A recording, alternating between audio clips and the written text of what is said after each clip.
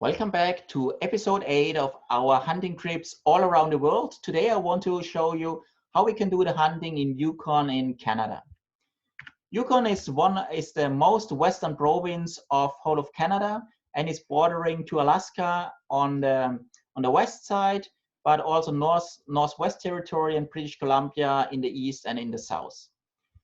In Whitehorse is the capital where you normally fly in from outside of Yukon.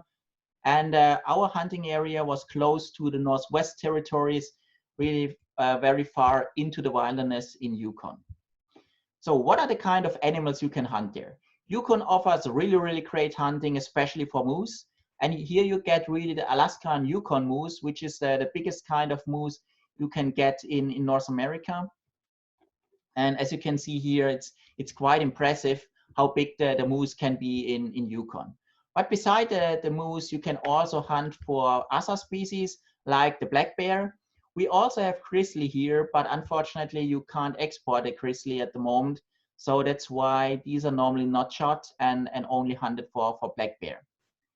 The other species which you can get here is the caribou. Caribou in general are done in a combination hunt together with the moose or together with a Dall sheep. And as you can see here in the bottom left corner, we can also hunt for the Dall sheep. Dall sheep hunt is quite physical because you really need to climb up the mountains to really get close to them, whereas the hunt on the moose is much more in the flat areas, so it's not really that challenging than a Dall sheep hunt. What you can also hunt, if you're super lucky, is on wolves, but this is really just luck. I mean, there's a small chance that you will see a wolf, and if you see one, there's even also small chance that you hit him, because if you see them, it's most of the time just a short period and then they're gone. So how is now the accommodation? Accommodation in Yukon is normally in spike camps, as you can see on the left side. So where you're really there with a tent and really totally in the wilderness. But we also have a base camp, which has also like wooden houses, but these are normally only used at the beginning, or if you're really for older hunters, which can then really hunt directly from the base camp, but the normal one is really from the spike camp. So now I want to explain a little bit how really the hunting goes and how the approach is.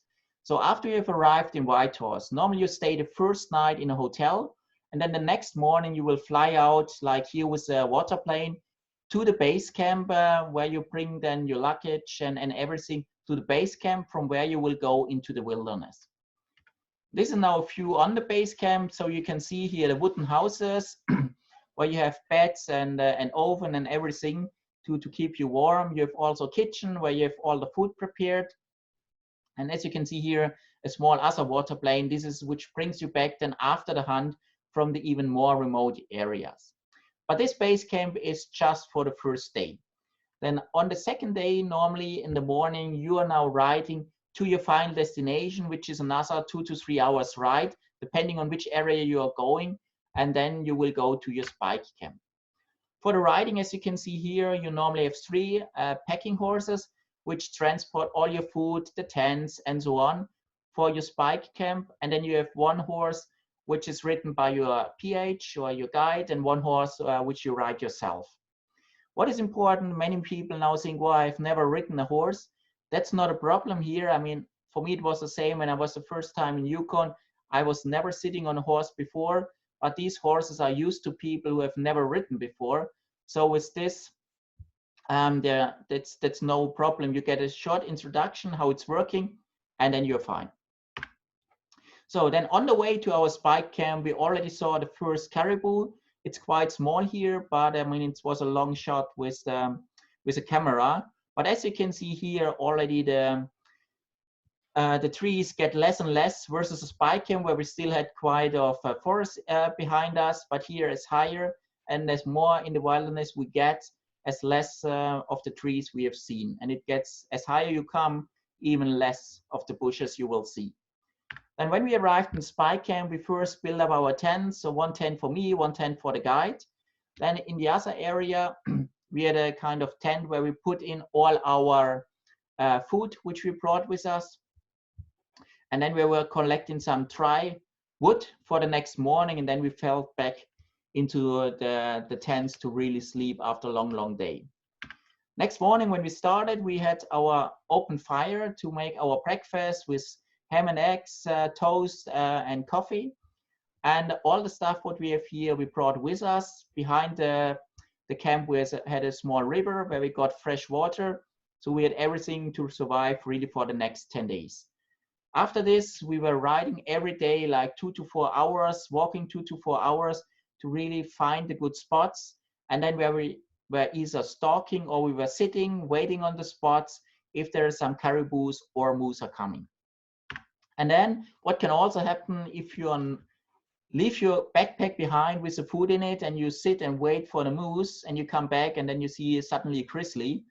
So in this case, the only thing you can do is just wait until he has finished with your backpack and has eaten whatever was in there. Because I mean, what this guy he's trying here to do with a stick, I really would not do it because the bear is definitely much faster than you. So rather sit there, wait until the bear is done, go behind the bush, try him to not see you, and then later on get your backpack when the bear is gone. If you would be in Alaska, you would have the chance even to shoot it if you have attack. But in Yukon, it's at the moment forbidden. So it's really just be patient, wait, and then you can get it. But as I said, this is something which could happen, but it's not so usual. What we have done is on all our horses and also the camps, we had small bells which were ringing thanks to the wind all the time. So no bears really approached in the end the camp. Yeah, and then after you have waited quite a long time and you have found your moose, then you can come to got shots. And here's, for example, a colleague from US, which really got a nice moose in the area which we were hunting here. And beside the moose, there's also a very good stock on caribous. So this is a nice caribou, which you could also get in this area. Yeah, and as I said, there are also like dull sheep, black bear, and wolves. So, and then last but not least, if you're super lucky, you can also see the Aurora Borealis or Northern Lights. And especially if you have a sky like this with no clouds, I mean, it's really a very nice experience if you see this during the night and you can see it very far away already, the Northern Lights. Yeah, with this, that's all I want to share for Yukon. I mean, it was really nice experience, very challenging when you're first time on a horse, but it's really something you can learn quite a lot. And I mean, the landscape is really amazing and it is really a very nice adventure hunting here in Yukon.